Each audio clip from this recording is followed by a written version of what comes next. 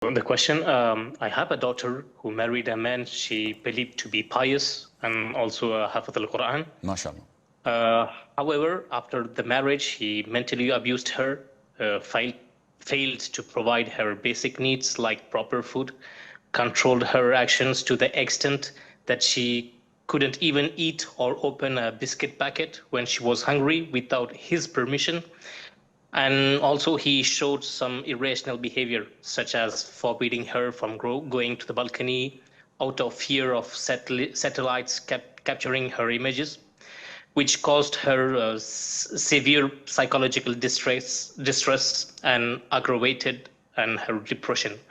Now they are separating. So my question is it Islamically permissible for her to keep the Mahr and seek for a fasq on the grounds of this abuse? And how can this be properly done while we are living in France?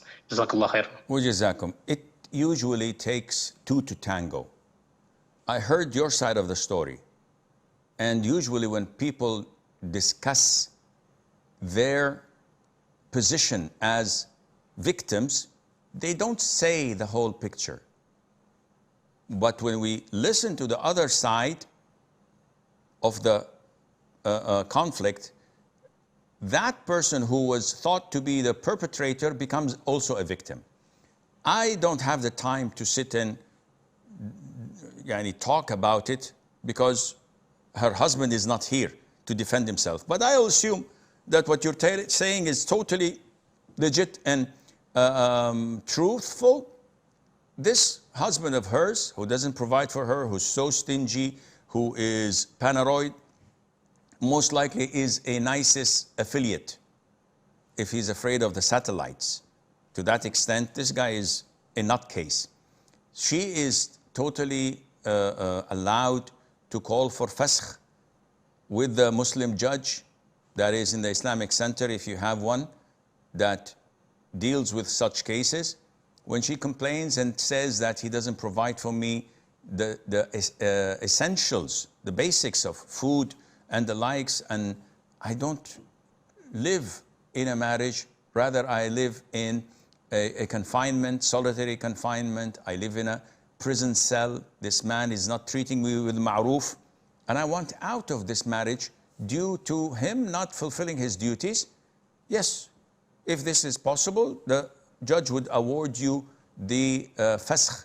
However, I think most of these Islamic centers are managed and controlled by the kafir government, which tries to see them slip and make a mistake. Therefore, they wouldn't rule or judge until she gets a civil divorce. Now, if she's not married in a civil court, because that would be ironic for him, fearing the satellites, that she doesn't go to the balcony, yet he goes to the civil court and gets a man-made contract and the likes. Most likely he did not do this. But if he did, then she should get a civil divorce first, and then with that, she could bargain him of having her rights through the man-made laws, which is haram. But if he's not willing to give her her rights Islamically, then she could use that as a leverage, and Allah knows best.